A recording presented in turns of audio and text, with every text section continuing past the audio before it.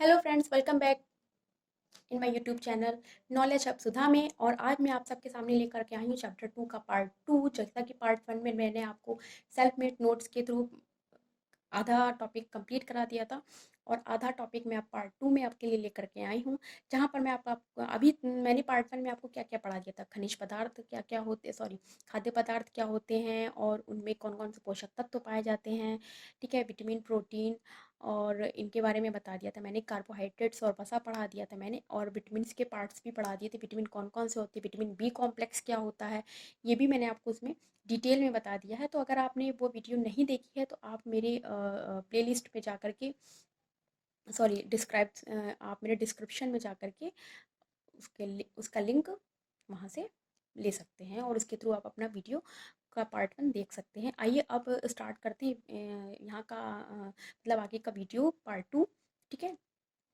Now let get started. और अब मैं आपको यहाँ पढ़ाने जा रही हूँ खनिज लवण, ठीक है। खनिज लवण क्या होते हैं?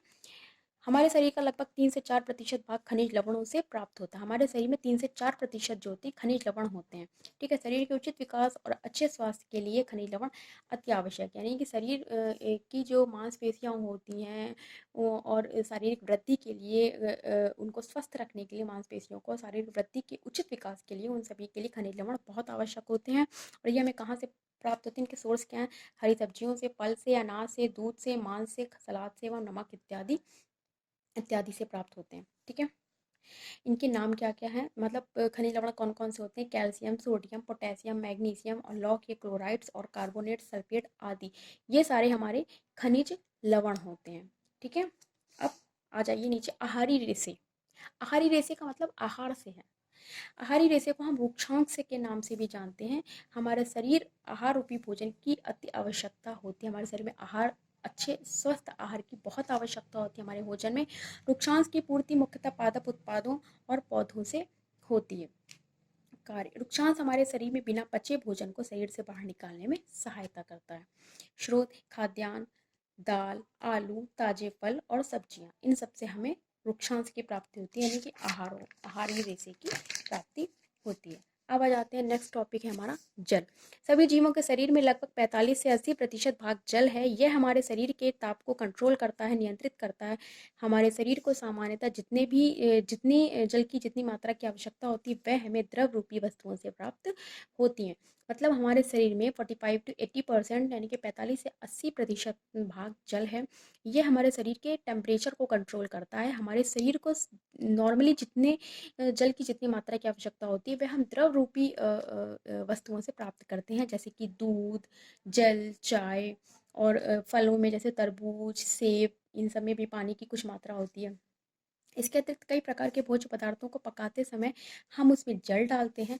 कुछ मात्रा तक हमारे शरीर में जल की पूर्ति इस प्रकार हो जाती है। जैसे सब्जियां आप पकाते हैं तो उसमें आप जल डालते हैं, जैसे रसेदार सब्जी बनाते हैं तो उसमें भी आप जल डालते हैं, ठीक है।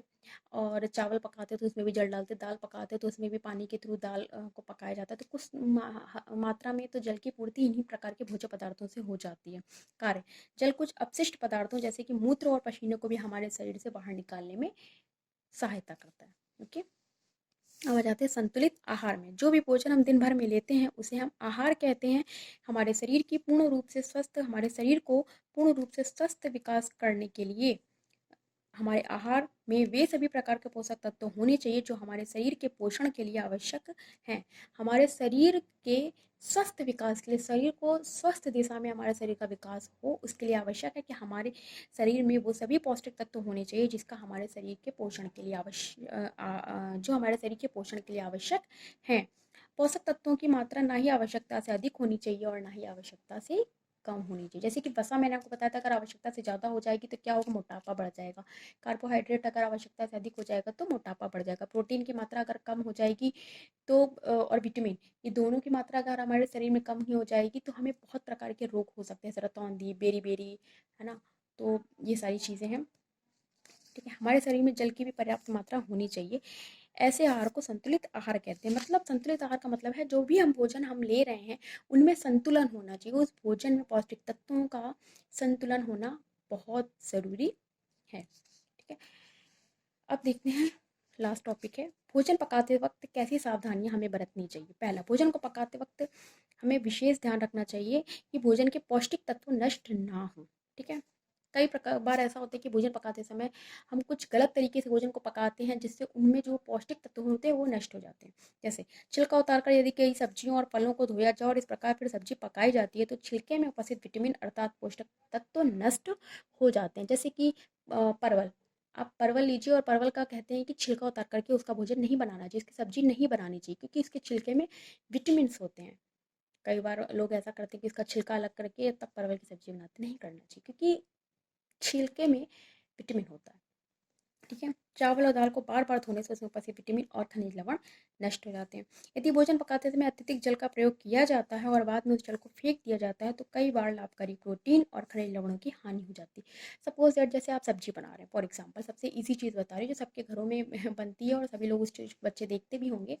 जब सब्जियां बनती हैं तो आप देखते होंगे कि कभी कभी लोग बहुत ज़्यादा उसमें पानी डाल करके रसेदार सब्जी बनाते हैं, और फिर ज़्यादा पानी होने के बाद कभी कभी लोग ऐसा करते हैं कि अतिरिक्त जल को उसमें से निकाल देते हैं। तो उससे क्या होता है कि जो उसमें प्रोटीन विटामिन या जो खनिज लवण उसमें पौष्टिक तत्व उपस्थित होते हैं वो निकल जाते हैं। पकाते समय विटामिन सी आसानी से गर्मी से नष्ट हो जाती है। ठीक है, अब देखते हैं आगे, अभावजन्य रोग। एक या अधिक पोषक पोषक तत्वों का अभाव हमारे शरीर में रोग और विकृतियां उत्पन्न कर देता है। वे रोग जो लंबे समय से पोषक तत्वों के अभाव के कारण होता है उसे अभावजन्य रोग कहते हैं। मतलब किसी भी पौष्टिक तत्व की कमी अगर हमारे शरीर में लॉन्ग टाइम से चली आ रही है तो उससे हमारे शरीर में जो रोग उत्पन्न हो जाता है उसे अभावजन्य रोग कहते हैं। तो यहाँ पर आपका ये पूरा चैप्टर 2 जो है पूरी तरह से कंप्लीट हो चुका है। अब आगे मैं आपको इसके एक्सरसाइजेस के बारे में बताऊंगी, लेकिन उससे पहले मैं आपको एक चीज़ क्लियर कर देना चाहती हूँ कि मैंने चैप्टर को रीड नहीं कराया, मैंने चैप्टर के सारे इंपॉर्टेंट पॉइंट्स यहाँ पर इंक्लूड किए हैं जो आपके चैप्टर के लिए इम्पॉर्टेंट हैं, आपको जानने के लिए इम्पॉर्टेंट थे। लेकिन फिर भी अगर किसी भी बच्चे को, किसी भी कैंडिडेट को अगर इस चीज़ की मतलब ये ऐसा लग रहा हो कि नहीं मुझे चैप्टर को भी रीड कराना चाहिए, तो आप मुझे कमेंट सेक्शन में ये चीज़ बता सकते हैं, मैं आपको चैप्टर भी रीड करा दूँगी। बट मुझे नहीं लगता कि ये सारे नोट्स मेरे दोनों पार्ट्स देखने के बाद वीडियो के आपको चैप्टर रीड करने की ज़रूरत भी पड़ेगी। अगर आप खुद से भी एक बार सेल्फ स्टडी भी चैप्टर की कर लेंगे, एक बार रीड कर लेंगे, तो आपको आई थिंक ऐसा कोई टॉपिक नहीं है जो अच्छे से समझ में ना आए। फिर भी अगर किसी को किसी तरह की कोई प्रॉब्लम हो तो मुझे कमेंट सेक्शन में ज़रूर बता दें। ओके, नाउ आगे एक्सरसाइज देखते हैं। हाँ, एक टॉपिक आपका ये भी रह गया, ये मैंने अपनी तरफ से लिया है, पोषक तत्वों की कमी से हानियाँ। प्रोटीन की कमी से क्या होता है? भोजन में पर्याप्त मात्रा में प्रोटीन न होने से कुछ रोग हो सकते हैं, जैसे वृद्धि ना होना, चेहरे पर सूजन आ जाती है, बालों का रंग उड़ जाता है अगर प्रोटीन की कमी है, त्वचा की बीमारी, पेचिश, ये सारे रोग हो जाते हैं अगर प्रोटीन की कमी है। कार्बोहाइड्रेट और प्रोटीन दोनों की कमी है, ऐसे व्यक्ति की पूर्ण रूप से वृद्धि रुक जाती है, जैसे दुबला पतला नजर आएगा, कमजोर नजर आएगा। ये सारे प्रोटीन, विटामिन, कार्बोहाइड्रेट्स की कमी से यह सारे हानियाँ होती हैं। अब आ जाते हैं हम एक्सरसाइज की तरफ।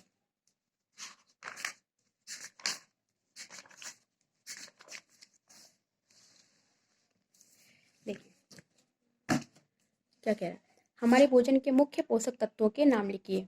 आपको पता ही है, पढ़ा चुके, कार्बोहाइड्रेट, वसा, प्रोटीन, विटामिन, खनिज लवण और जल वृक्षांश, ये हमारे शरीर के मुख्य पोषक तत्व हैं। ठीक है, निम्नलिखित के नाम लिखिए।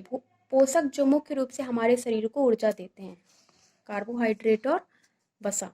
ठीक है, दूसरा, पोषक जो हमारे शरीर की वृद्धि और अनुरक्षण के लिए आवश्यक है। ऐसे पोषक जो हमारे शरीर में वृद्धि करते हैं और रक्षा प्रदान करते हैं, प्रोटीन।